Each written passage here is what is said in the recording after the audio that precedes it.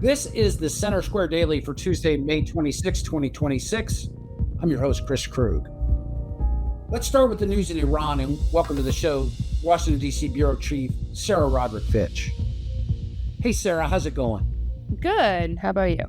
Things are great. It's good to be with you in real life, not texting or sending emails. Eventful Memorial Day weekend, as it pertains to what's going on with President Trump, certainly, what's going on in Iran. Why don't we start there? I mean, what's the lay of the land, as you understand it, with regard to our involvement in Iran and what's going on?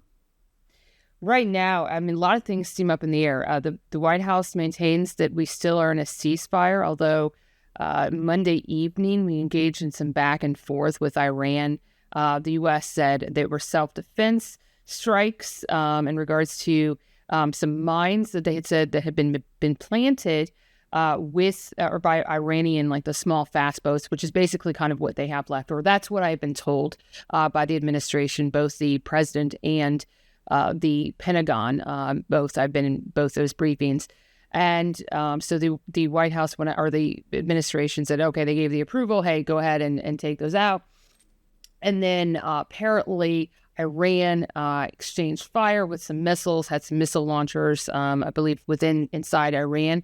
And then the U.S. went ahead, fired back, struck those. Now, this is all ongoing as over the weekend, the president was coming and saying, we are within 95% of coming with a deal, settling on some sort of a memorandum of understanding with Iran in conjunction with many of our sort of allies in the region, which including Saudi Arabia, Qatar, the UAE, Bahrain, Oman, all those leaders in the area. I think Jordan was involved in this as well.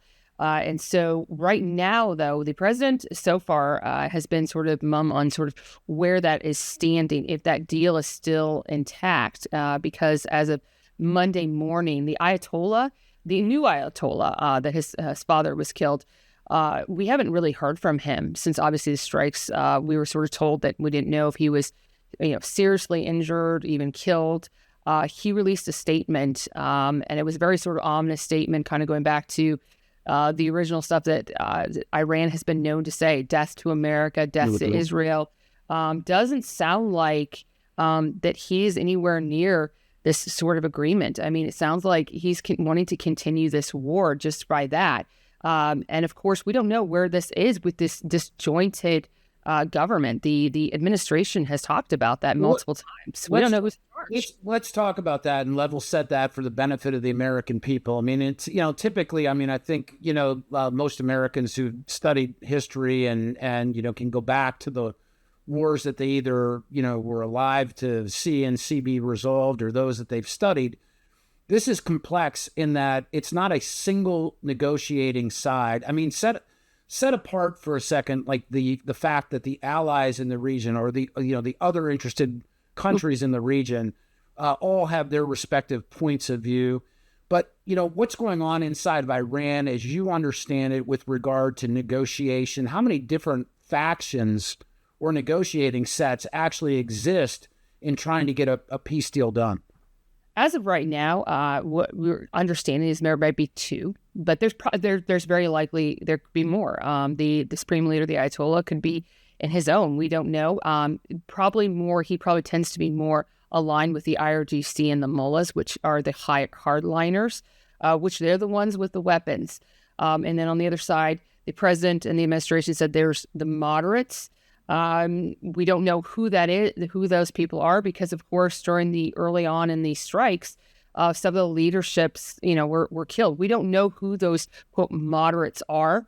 Really kind of hard to identify. There's been some people who've been speaking out, but not exactly sure. It's really hard to understand who really is in charge. And like I said, that disjointed government really kind of makes it challenging for them to sort of strike this deal.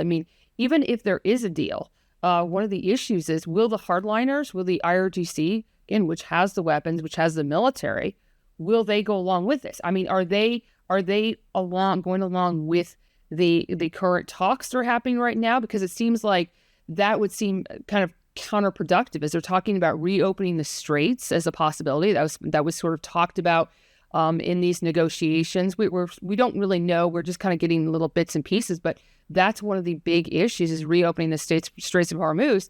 And then if that's the case, then the IRGC is going in and planting more mines, which is not going to be leading to the Right. straits obviously opening. So it definitely seems that there might be some factions there working against each other. And then, of course, as far as the region goes overall, it is a very complicated sort of situation. How these different sides of our regional allies are talking with Iran. Saudi Arabia, for instance, they have been always at odds with Iran. They are the biggest enemies geopolitically, kind of the powers.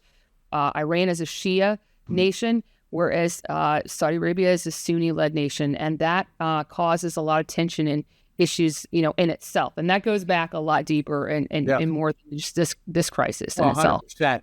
So you have direct access, to President Trump and the administration in your role. I mean, you're there, the vast majority of the time. You asked the president about accommodations being made in the Iran deal. What did he have to say about that? He was very tight-lipped on it. And what I was referring to was last week, Vice President J.D. Vance had mentioned early on in his comments, sort of his opening remarks about accommodations being made and to make this deal. One of those things is what I was sort of pressing the president on was sort of where this is with the proxies, with the Iran support for basically their outsourcing terrorism, which has been an issue between Hamas, Hezbollah, Houthis in those regions, which could really destabilize things, and that's a huge issue in the area. And the president really wouldn't budge on that. All he keeps talking about is the nuclear weapon. He reemphasized the nuclear weapon. Anytime I've sort of tried to ask him about the Iranian issue, he just always goes back to they cannot have a nuclear weapon. And it definitely seems like he has sort of backtracked from earlier on. He talked about the protesters. He talked about, obviously, the proxies, the ballistic missile program that they have. Those sort of were red lines. And it seems that sort of those are sort of shifted. But the president, he would not budge, would not get any indication. He said, basically, I'm not going to say. He didn't want to indicate what was in this deal. As he said, the White House, there's been various different reports that have come out, but we really don't know exactly what is happening, except for the fact that the president has made it clear, no nuclear weapons. And he's also said, we want the nuclear dust. Yeah. So I'm not exactly sure if that's just where the line is. So the administration is continuing to talk about troop reductions in Europe. I want to kind of shift over there and ask you a little bit about that. Are there any developments on that front that you're aware of? Yes. So the Germany, they're pulling the troops out of Germany, and as of last week, and we don't know if they're pulling the troops from Germany, now putting them in Poland. Not exactly sure. That's sort of unclear. It would make sense because it's around that number 5,000. And obviously for taxpayers, that would be a lot better to just ship them from Germany to Poland, not bringing people back and back and forth, and shifting them over to Poland would be a lot better. But yes, they have moved over there. And of course, now the president hasn't been talking as much about it. Obviously, he's been doing a lot more, he's been concentrating on Iran. But Secretary of State Marco Rubio was in NATO this past week, and he was talking about that. He said, this is something we need to re-examine in our relationship. He didn't say, hey, this is exactly what we're going to do, but certainly it's still very much on the table as far as where those in those regions. Obviously, we have a large number in Italy. We have a base in Spain. Obviously, our largest is Germany, and really, actually, that 5,000 is not a huge number. That's not a huge chunk. I mean, it's a significant number, but not even really, necessarily half of the troops that we have in Germany. But yeah, that's still on the table. And like I said, Secretary of State Marco Rubio is keeping that alive. And as far as that goes, our relationship with NATO as well, he has talked about that, the spending, the support, re-examining these relationships. And he did say, this is something that's not going to be solved now, but it is going to be something that they're going to have to be talking about. And the president will be attending the G7 summit next month in June. So we expect a lot of this stuff to be on the table, and I'm sure he's going to be bringing that to some of these partners over there. So in the nearer term, President Trump is convening a cabinet meeting on Wednesday. What can we expect to be on the agenda, and what would you imagine comes out of that meeting? Oh, absolutely. So this is going to be interesting. This will be at Camp David. The president, since his second term, I'm not even sure. I'm aware of that he's been up to Camp David, but he is convening his cabinet to Camp David, which is an interesting, I think, a place. Maybe he wants to have a little bit more private. We're not exactly sure. We don't know exactly the details of how much access the press is going to have there. But absolutely, you can expect that Iran is going to be the top of that. Right, I'm sure. Possibly, yes, about where the troop reductions, and also I think Cuba is also going to be on the table as well. What is happening there, the future of Cuba, obviously gas prices, energy prices, that is a huge issue with taxpayers right now, is paying, the high energy prices. Where, how can we bring this down? The president he's wanting to, eliminate or at least put a pause on federal gas taxes. He had mentioned to another reporter that possibly putting pressure on some governors to do the same in some of their states, and just put a pause on those gas taxes. So we sort of can expect that to come out. Also, I think the fraud thing. The vice president today is convening a roundtable with state attorneys generals regarding the fraud. I think that's going to be another issue that's going to be coming up into the forefront. That was going to be, certainly the vice president's going to be touching on that. I think those are probably going to be some of the top issues. Obviously, the president is going to be talking probably a little bit about the midterms upcoming. And he's also very, very insistent upon getting the SAVE Act in there. So, of course, the cabinet can't do that. But as far as working with Congress to try to get that, and ways that they can sort of achieve that, I think those will probably be some of the top issues foreseen. But I definitely think energy and Iran will probably be there at the top. Yeah, last thing, and that all makes sense. That all completely tracks. I mean, those are the issues that are up in front, and I think that most Americans are looking at and thinking about right now. You were, of course, I believe, the first reporter to ask the question about, where does the U.S. stand with NATO? I would imagine, certainly this troop shift from to Poland from Germany, that probably would be part of this conversation, at least in some part. Can you talk a little bit about the SAVE Act and sort of what's at stake there, just for the benefit of audiences that have not maybe been following that so closely?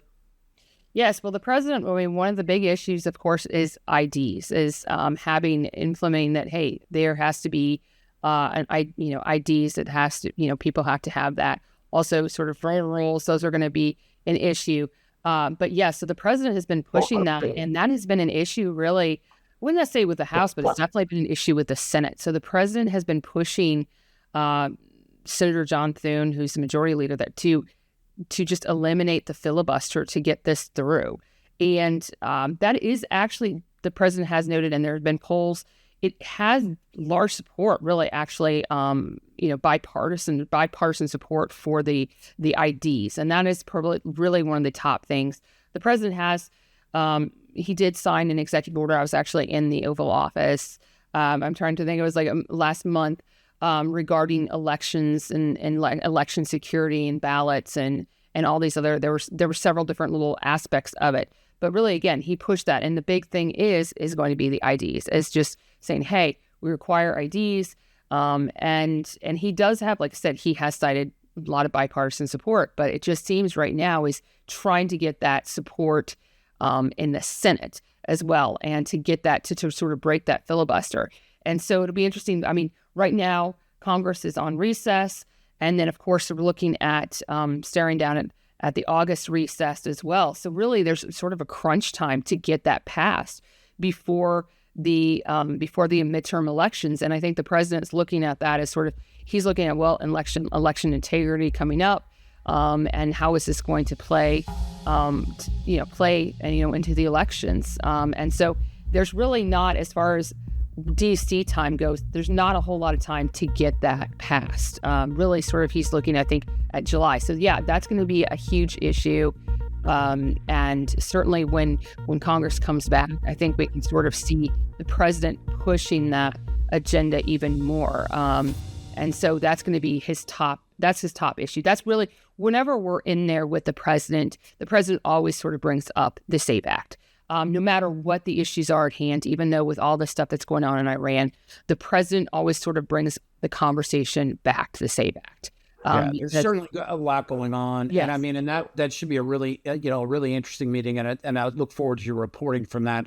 That's Sarah Roderick-Fitch. She covers Washington, D.C., spends a lot of time at the White House, and her role as our D.C. bureau chief. Sarah, thank you so much.